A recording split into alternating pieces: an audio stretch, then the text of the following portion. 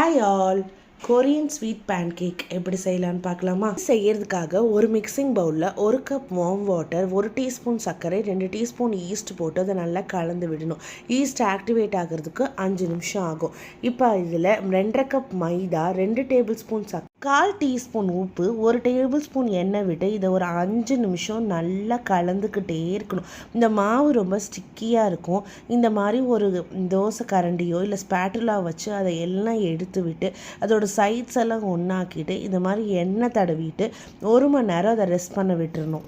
இப்போ ஒரு மிக்சி ஜாரில் ஒரு துண்டு பட்டை, 1 டேபிள்-ஸ்பூன் வெள்ளை எள்ளு, 1/4 கப் வறுத்த நிலக்கடலை, 1/2 கப் ப்ரௌன் சுகர் போட்டு அதை நல்லா பவுடராக அரைச்சி எடுத்துக்கோங்க. இதுதான் நம்ம உள்ளே வைக்க போகிற ஸ்டஃபிங்.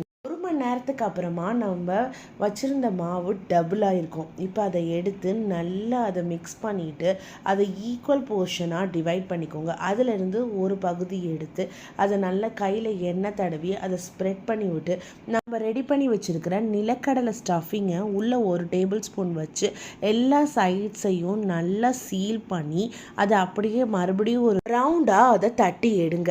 இப்போ ஒரு கடாய் வச்சுட்டு அதில் எண்ணெய் விட்டுட்டு நம்ம ரெடி பண்ண பேன்கேக்ஸை அதில் போட்டு 2 சைடும் வேகிற மாதிரி திருப்பி போட்டு எடுங்க.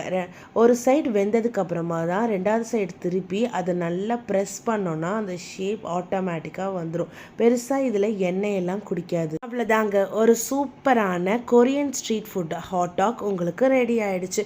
இது வெளியே நல்லா கிறிஸ்பியாகவும் உள்ளே நல்லா ஜூஸியாகவும் இருக்கும். இந்த வீடியோ உங்களுக்கு பிடிச்சிருந்தா லைக் பண்ணுங்கள், ஃப்ரெண்ட்ஸ் அண்ட் ஃபேமிலி கூட ஷேர் பண்ணுங்கள். சாரா பைட்ஸ் சேனலை சப்ஸ்கிரைப் பண்ணிக்கோங்க. தேங்க்ஸ் ஃபார் வாட்சிங். Have a nice day. இந்த நாள் இனிய நாளாக அமையட்டும்.